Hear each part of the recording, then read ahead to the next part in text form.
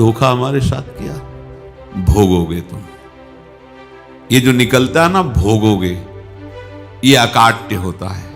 क्योंकि किसी का भी हृदय, मान लो किसी भी जीव जंतु को आप कष्ट दें और उसका हृदय आह भर जाए, तो वो आह वज्र की लीक है, तुम्हें भोगना पड़ेगा। वो आह किसी की ना लेना जिंदगी।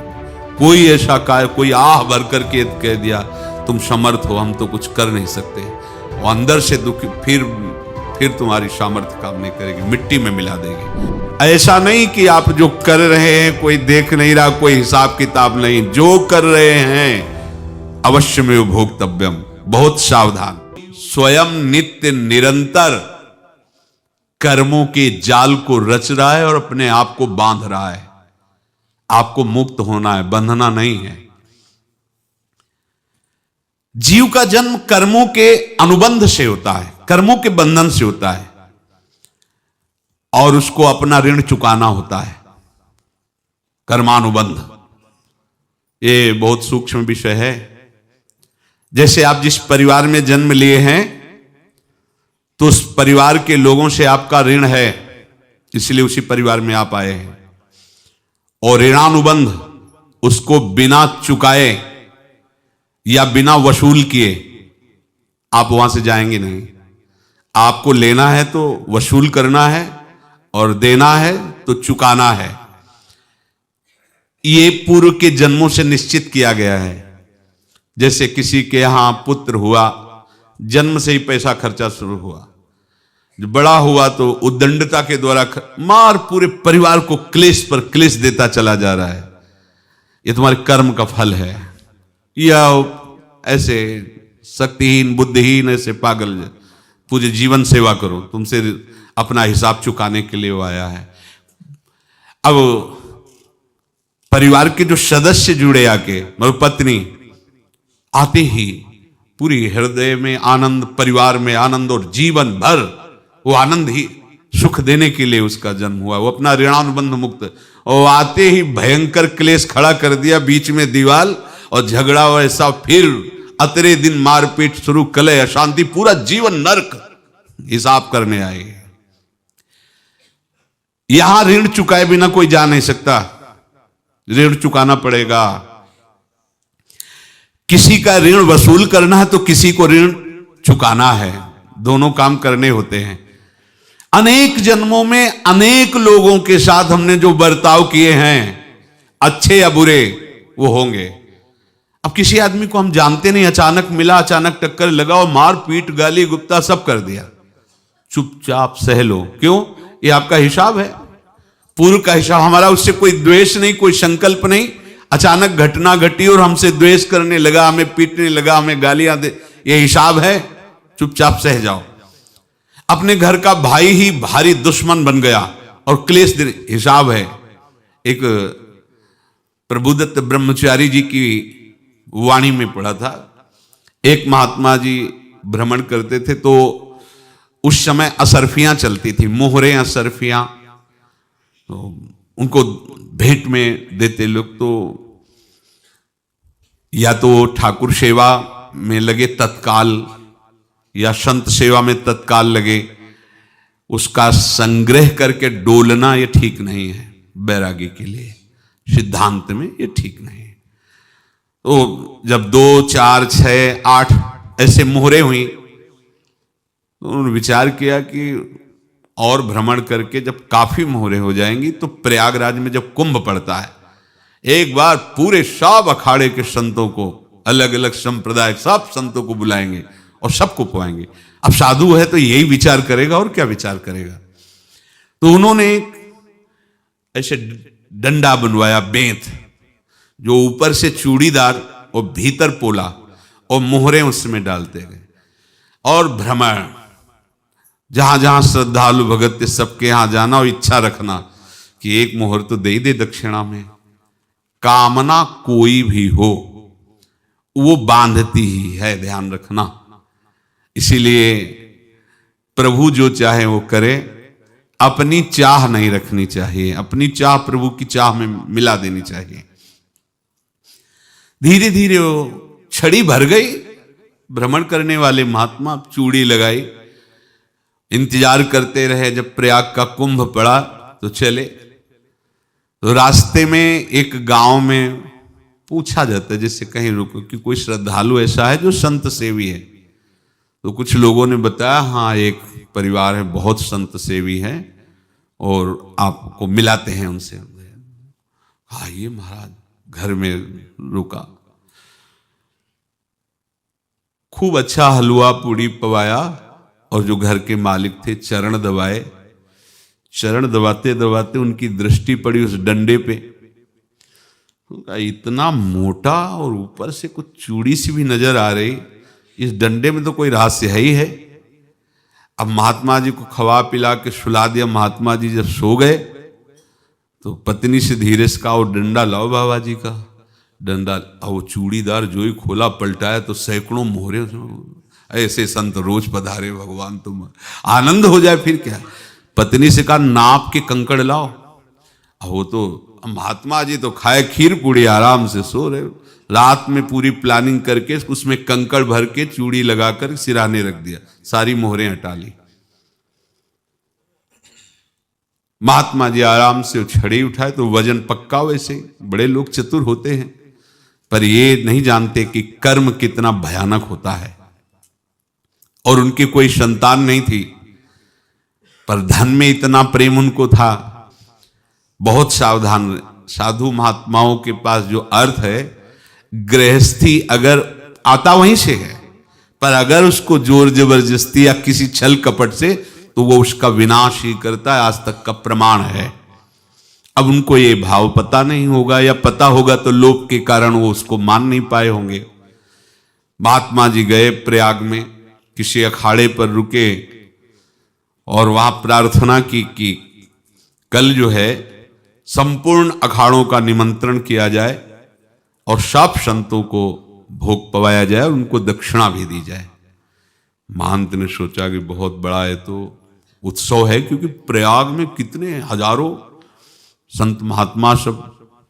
तो उनका महाराज बोरों इसमें चीनी और टीनों घी लगेगा, सब व्यवस्था। बोले आप मंगाइए, एक एक हिसाब हम करेंगे, हमारे पास सब व्यवस्था है।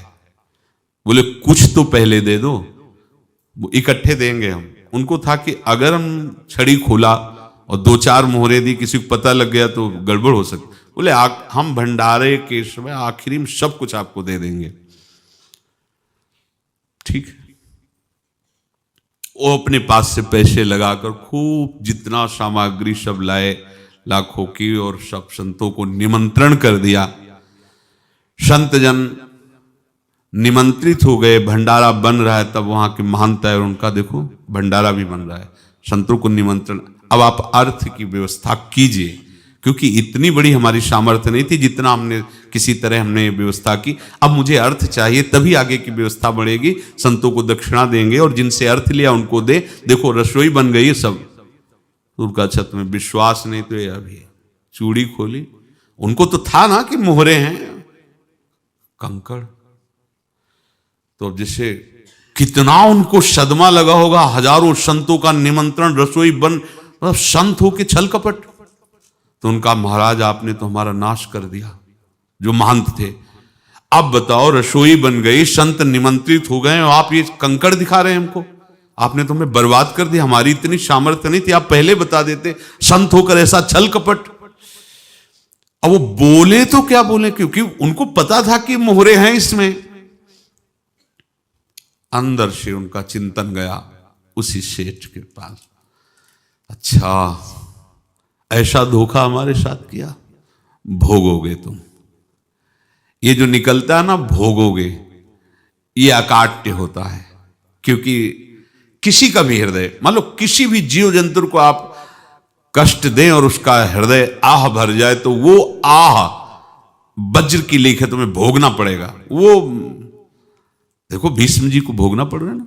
सांप को ऐसे धनुष की नोक से उठाया और बंबूल के कांटों के ऊपर फेंक दिया, कई दिन तक शेदा हुआ, वो आह भर करके मरा। तो आपको 6 महीने बाणों की सैया पर आह किसी की ना लेना जिंदगी में।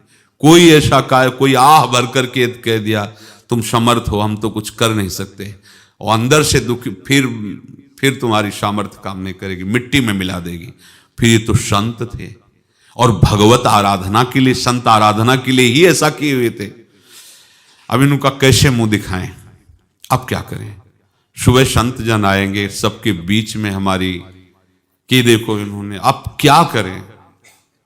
गए और संगम में जाके छलांग लगाई, अपने प्राण त्याग दिए। अब उनके तो पास मोहरे थी और व्यापार बढ़ा, और 9-10 महीने बाद ही लड़का हुआ।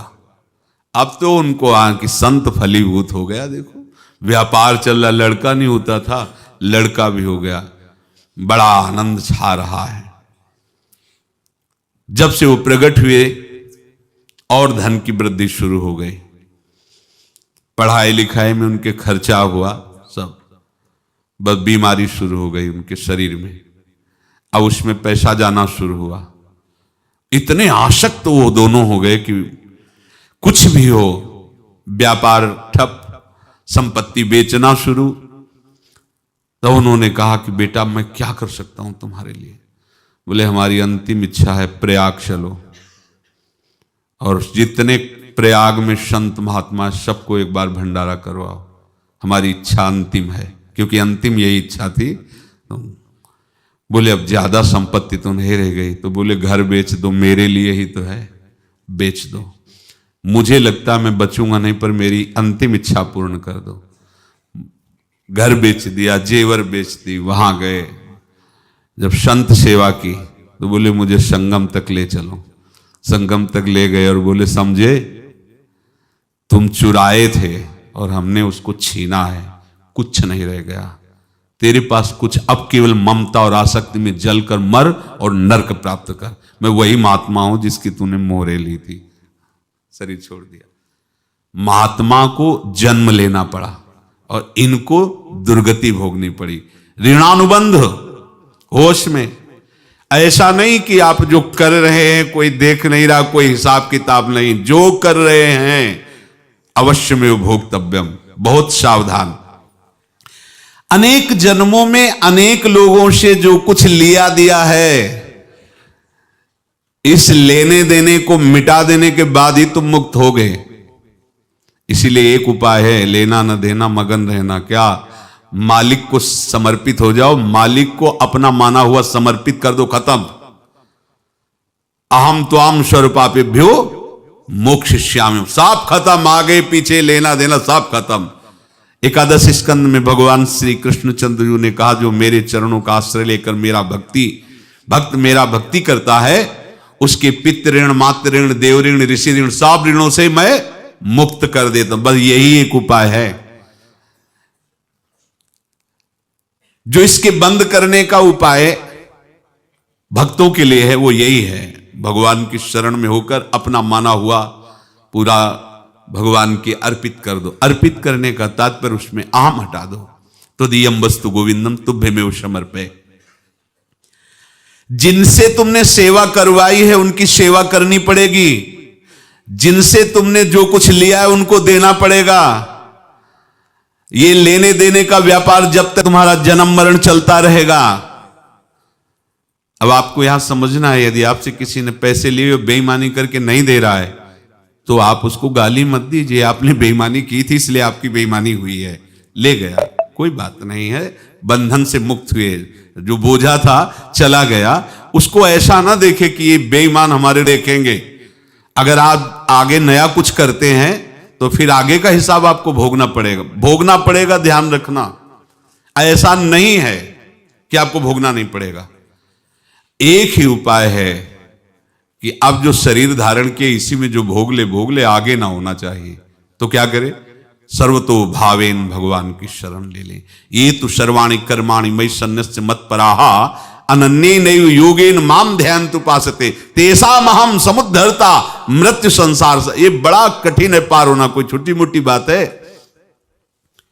एक महात्मा बाल्यावस्था से भजन करते थे, शालिग्राम भगवान पास रखते थे और उन्हीं की आराधना करके बस पाठ, नाम, जप और भ्रमण करते थे। यौवन अवस्था थी, गंगा जी के किनारे अपने ठाकुर को विराजमान करके स्नान करने के लिए कपड़ा ही उतार रहे थे कि 90 लोग आ गए, भाला तलवार सब लेकर, मारो मारो इसको मारो, घेर लिया। तो उन्होंने हाथ जोड़कर कहा हमने क्या अपराध किया, कोई सुन ही नहीं रहा। तो उन्होंने कहा मार तो डालोगे ही आप 90 लोग, हम कोई अस्त्र शस्त्र तो लिए नहीं, एक बार हमें गंगा में डुबकी लगा देने दो और अपने ठाकुर को स्नान करा देने दो, फिर इसके बाद आप मार देना। भगवत इच्छा से वो लोग रुक गए, स्नान किया और अंदर से प्रार्थना की, प्रभु ये क्या लीला है आपकी, आपके सिवा मेरा कोई है नहीं और ये मुझे मारना चाहते हैं। तो भगवान ने जानते हो क्या कहा उनके अंतर में, तुम मेरे में ध्यानस्थ हो करके शरीर को छोड़ो, ये लोग मारेंगे, ये मेरे भजन का फल है कि तुम्हें 90 जन्म नहीं लेना पड़ेगा, एक ही जन्म में 90 मिलके, तुमने 90 हिंसा की थी पूर्व में, तो तुम्हें 90 बार जन्म लेना होता और एक एक करके मारते। ये मेरे भजन का प्रताप है कि एक बार में ही 90 का हिसाब हो जाएगा। तुम आंख मूंदो, मेरे ध्यान में मगन रहो, मेरे प्रताप से तुम्हें कोई चोट नहीं होगी और स्वाभाविक मूर्छावस्था में आप देखो, अगर शाप महात्माओं ने दिया कि तुम्हारे वंश का इससे विनाश होगा, तो भगवान भी परम धाम जा रहे तो उसी कील से, बाण की नोक में जो मछली लील गई थी छोटा कण, उसी से की नोक बनाई और उसी